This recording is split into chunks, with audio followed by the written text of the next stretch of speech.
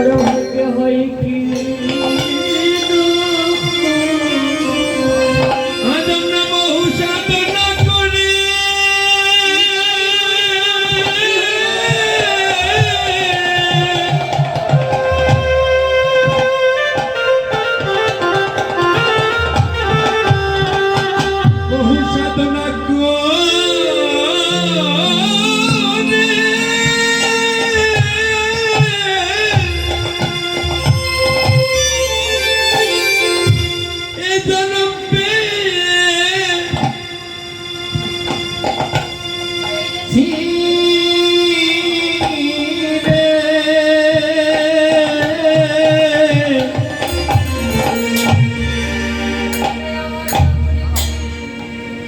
আরে আমার এমন দিন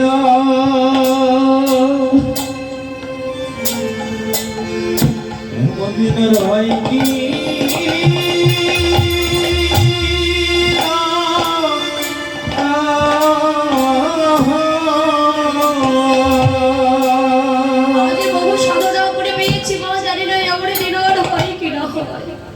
তাই হেলায় না করে কৃপা করে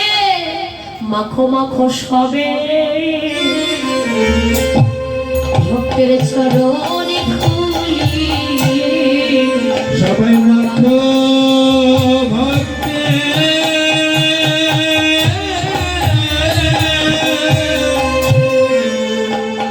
চরণে ধুলি তোমরা মাখো মাখো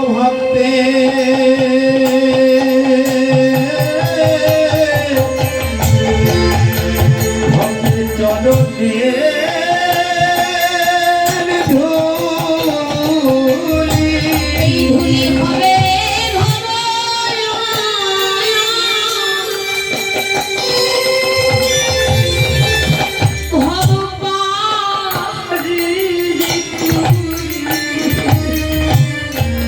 তোমরা মাখো মাখো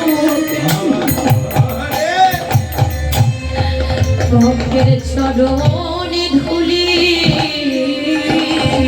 এই ধুলি হবে মানে হরি হরি হরি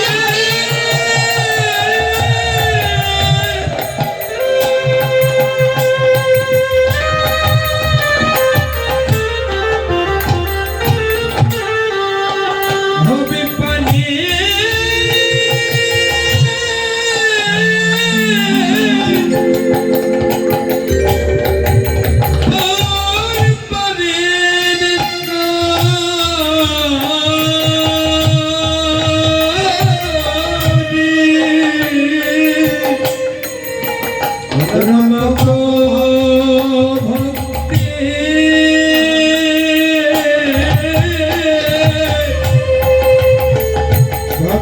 চরণে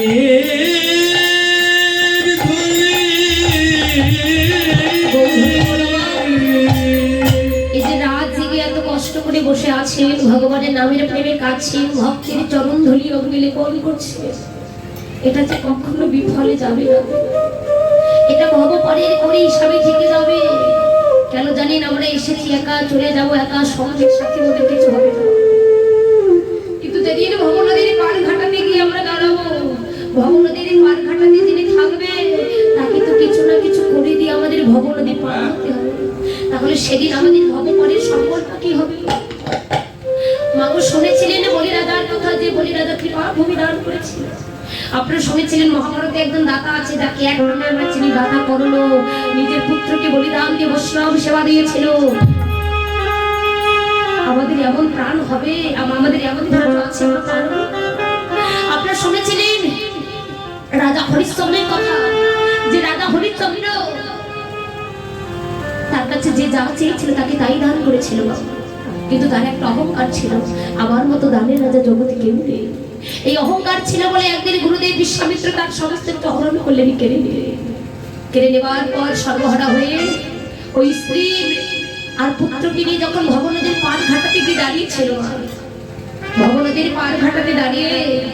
যিনি ভবনদী পার করেন তার নাম কি যিনি ভবনদী পার করেন তার নাম ছিল মাধব বাটনি ওই মাধবকে ডেকে ডেকে বলেছিল, মাধব ওরে আমি তোদের সেই রাজা হরিশ্চন্দ্র, এতদিন তোর আমার কাছে যে যা চেয়েছিল আমি তোদের যে তাই দান করেছিলাম। আজ আমার ভাগ্যের এমন নির্মল পরিহাস, আজ আমি ভগবতী পার হবো, সেই বাড়ির সম্পর্কটুকু আমার কাছে নেই। কৃপা করে একবার আমায় পার করে দিল। ভগবতীর পার ঘাটে দাঁড়িয়েছি, দেখেছিল মাধব এমন সাধে রাজ্য ছাড়ি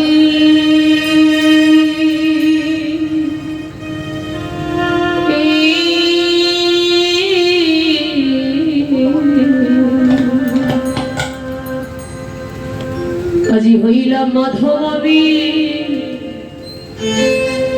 দিন ভিখারি